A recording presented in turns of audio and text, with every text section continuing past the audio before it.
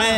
ये धरातल में जो जल के दरिया भरे हैं ये भौम तीर्थ है, और ये सत्संग मानस तीर्थ है। मानस तीर्थ ही अनंत जन्मों की पाप विकारों की संस्कारों की मलिनता को मिटाती है। इसलिए कहा कि सत्संग तीर्थ है जंगम, और ऐसा त्रिवेणी संगम है। जैसे त्रिवेणी इलाहाबाद में संगम होता है, 3 नदियों का मिलान, यहां भी ये संगम होता है। भावात्मक दृष्टा, दर्शन और दृश्य, ध्याता ध्यान, ध्येय, ज्ञाता ज्ञान, गए। वो संगम तो न जाने कितने पापों को धोता है, मगर ये भावात्मक जब त्रिवेणी का संगम होता है, ये सत्संग में, इन सत्संग रूपी तीर्थ में, ये हकीकत में अनादि काल के हजारों लाखों जन्मों की पापों की मलिनता को एक घंटा भी नहीं लगाता है इनको निवृत्त करने में, एक क्षण मात्र में मिटा देता है। इसलिए कहा है जन बड़ भागी नावे, मगर हर कोई न ना सके, हर कोई न ना सके। तनसों तो आ सके पर मनसों न बैठ सके, क्योंकि अगर तन है मन नहीं है ना, तो वो यहाँ बैठा हुआ भी नहीं बैठे हुए के समान है। इसलिए तो पुण्य की प्रधानता दी है संतों ने।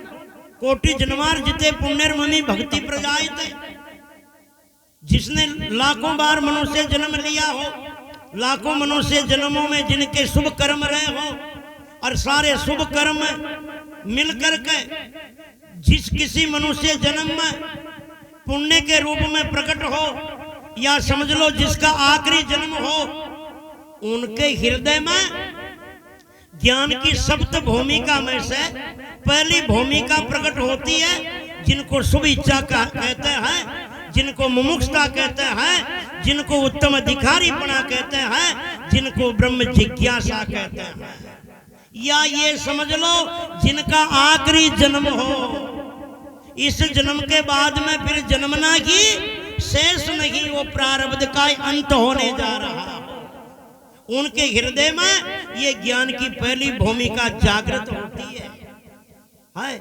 इतना आसान नहीं है, इतना आसान नहीं है तत्व ज्ञान होना, आत्मज्ञान होना, ब्रह्म ज्ञान होना। इसलिए कहा जाता है, और इन लक्ष्य तक लाने के लिए, उत्तम अधिकारी बनने के लिए, लाने के लिए, उत्तम जिज्ञासु बनाने के लिए, मुमुक्षुता के लक्ष्य तक लाने के लिए ही तो ये सारे कर्म है।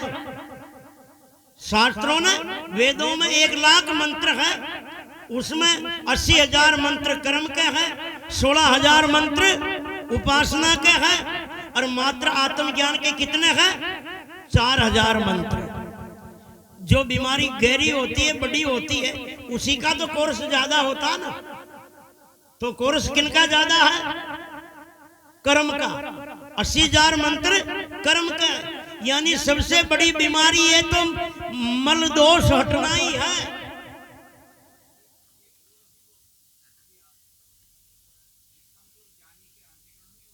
हाँ,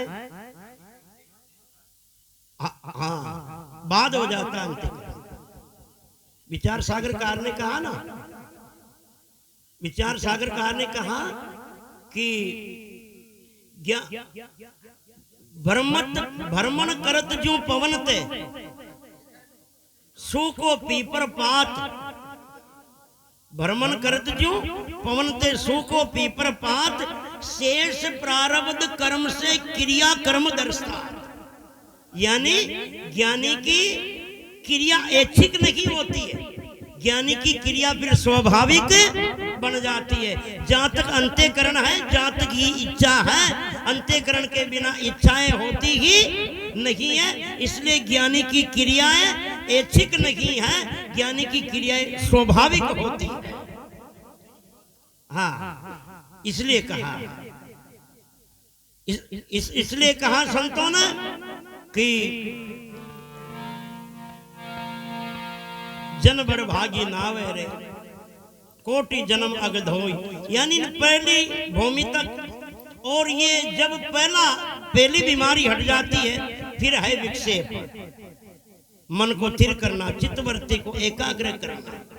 चल दल पत्र पटाक पटदामनि कच्छप मात भूत दीप दीपक शिखा यूं मन वृत्ति अनाथ। ये मन इतना चंचल है। चल जैसे बिल्कुल हवा बंद हो उसमें भी देखना पीपल का पत्ता हिलता हुआ नजर आता है, मंदिर की ध्वजा हिलती हुई नजर आती है, दीपक की लोई हिलती हुई नजर आती है। ऐसे ही ये मन कभी स्थिर होता ही नहीं है। और इस जैसे पानी में पत्थर डाल करके फिर अपनी परछाया देखना चाहे तो कभी देख नहीं सकते।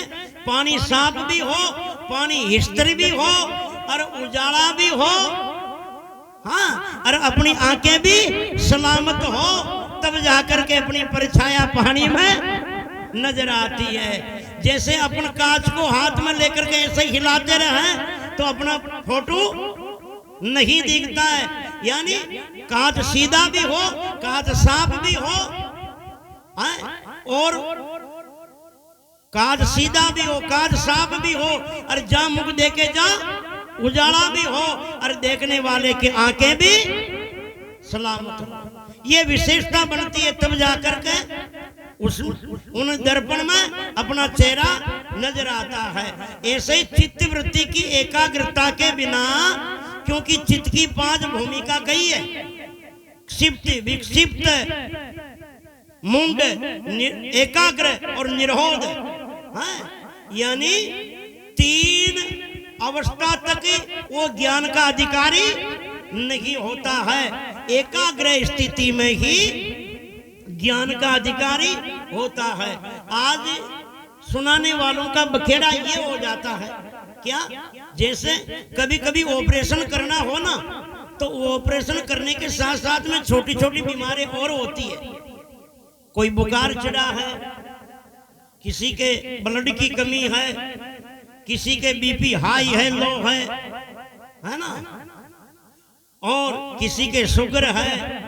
ऐसी जो बीमारियां, ऑपरेशन शुरू करने से पहले इन बीमारियों को कंट्रोल किया जाता है, और इन बीमारियों को कंट्रोल किए बिना ऑपरेशन शुरू कर दे तो ऑपरेशन फेल हुआ ना, मरीज ने मरना पड़े। इसलिए पहले के महापुरुष क्या करते थे, डायरेक्ट ब्रह्म ज्ञान नहीं देते थे, हाँ, उनको आश्रमों में रखते थे, 12-12 सालों तक सेवा करवाते थे आश्रम की, उनसे साधना करवाते थे।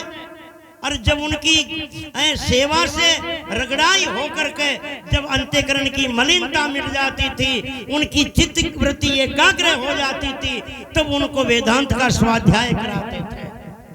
आज तो पहले दिन के उपदेश में ब्रह्म बना दिया, पहला दिन का उपदेश में ब्रह्म बना दिया, और जो ही ब्रह्म बनियो, और फिर अब ब्रह्म होती तो गुरु चेला बनो भी न रहे, अरे गुरु चेला बनो न रहे तो कहाँ गुरु भक्ति, कहाँ सेवा, कहाँ सुमरना, कहाँ साधना।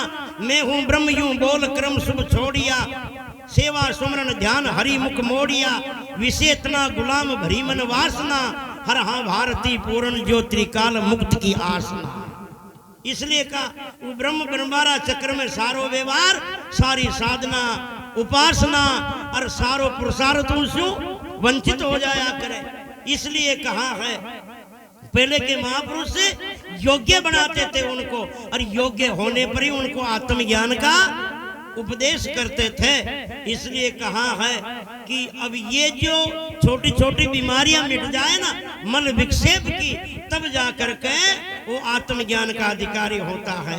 इसलिए कहा कि तीरथ फल प्रोक्ष बतावे और सत्संग अप्रोक्ष कहावे।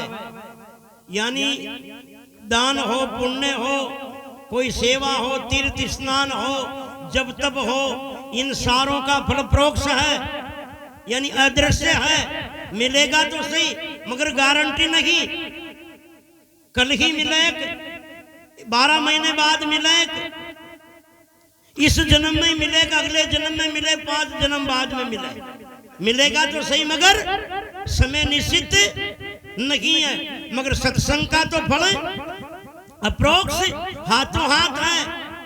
दुर्जन भी सत्संग करता है तो सज्जन हो जाता है, सज्जन से भक्त हो जाता है। अरे भक्त से महापुरुषों के सानिध्य में रह करके शास्त्र स्वाध्याय आत्म तत्व का चिंतन करते करते संत हो जाता, विद्वान हो जाता है। अरे महापुरुषों की कृपा से इतना ही नहीं, नर से नारायण हो जाता है। ये सत्संग का प्रत्यक्ष फल है।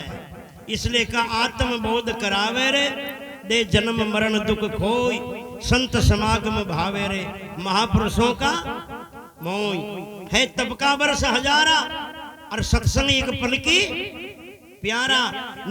यूं रामायण गावे रे नहीं बराबर होई, 1000 वर्ष की तपस्या मिलकर एक सत्संग के पल के बराबर भी नहीं होती। चिंतन करना क्यों नहीं होती? 1000 वर्ष की तपस्या एक पल सत्संग के बराबर क्यों नहीं? चाहे तपस्या चाहे 1 वर्ष की हो, 1 महीने की हो, 1 दिन की हो, चाहे 1000 वर्ष की हो, तपस्या का फल केवल पुण्य है। तपस्या से क्या प्राप्त होता है?